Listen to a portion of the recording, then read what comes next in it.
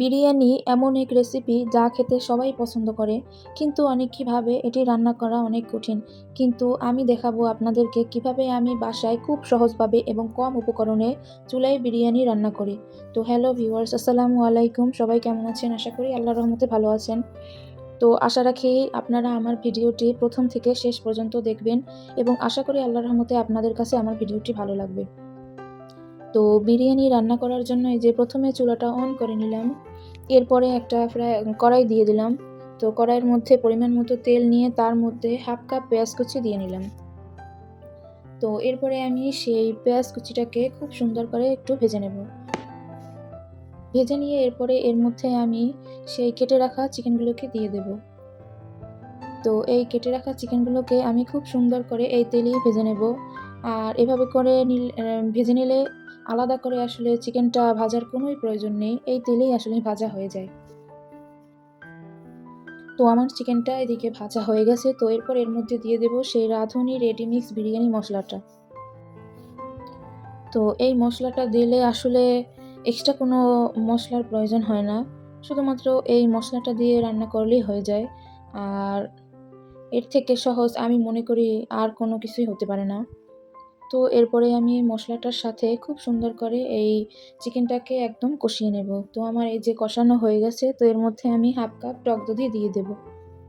আর পরিমাণ মতো লবণ দিয়ে দেব। তো এরপরে আমি সবকিছু দিয়ে আবারও সুন্দর করে এটাকে কষে নেব। তো আমার মুরগির গা থেকে অনেক পানি ছেড়ে দিয়েছে। তো এই পানিতেই আমি চিকেনটাকে খুব সুন্দর করে কষিয়ে নেব। এতে করে আর এক্সট্রা কোনো পানি দেওয়ার দরকার নেই।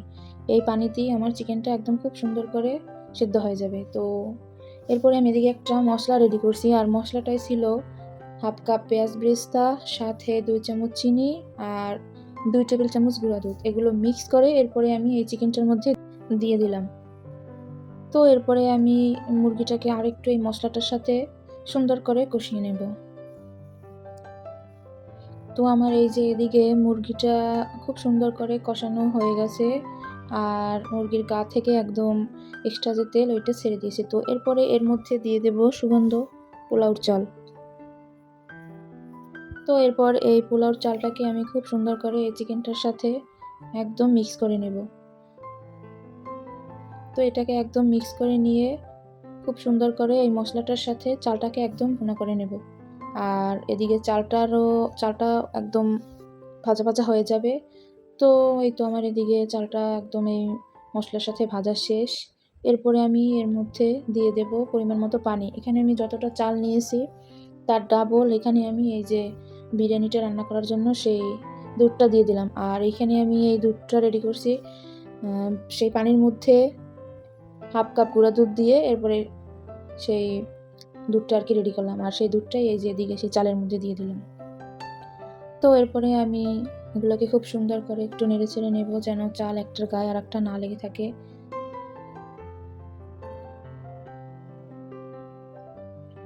তো এই তো আমার এদিকে মিক্স করা হয়ে গেছে।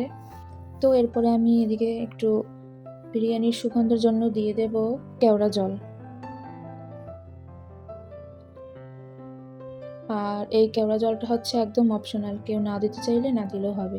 আর এরপরে দিয়ে দিলাম কয়েকটা কাঁচামরিচ। আমি কাঁচামরিচগুলোকে একটু মাথা ফেটিয়ে তারপরে এই যে দিয়ে দিলাম, যেন কাঁচামরিচের ঘ্রাণটাও বের হয় আর ঝালটাও না লাগে। তো এরপরে পরিমাণ মতো লবণ দিয়ে এটাকে আমি 80% এর মতন রান্না করে নেব। তো এই যে আমার এদিকে 80% এর মতো রান্না করা হয়েছে। তো এরপরে এর মধ্যে আমি দিয়ে দেব ২ চা চামচের মতো ঘি।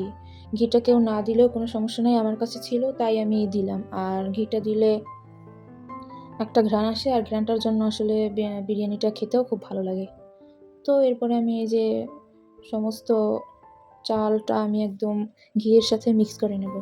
তো এই যে আমার এদিকে মিক্স করা হয়ে গেছে। তো এরপরে আমি এটাকে আবার ৩০ মিনিট দমে দিয়ে রাখবো। তো এটাকে এরপরে ৩০ মিনিট দমে দিয়ে রাখলেই একদম রেডি চিকেন বিরিয়ানি। আর এভাবে ধাপে ধাপে রান্না করলে খুব সহজেই আপনারা একটি সুস্বাদু ও ঘ্রাণে ভরপুর চিকেন বিরিয়ানি উপভোগ করতে পারবেন। আর আমার এই ভিডিওটি যদি ভালো লেগে থাকে অবশ্যই একটা like, comment, share and please subscribe করে দিবেন। আর কথাবার্তার মাঝে যদি কোনো ভুল হয়ে থাকে আশা করি অবশ্যই আপনারা ক্ষমার দৃষ্টিতে দেখবেন। তো আজ এই পর্যন্তই। আল্লাহ হাফেজ।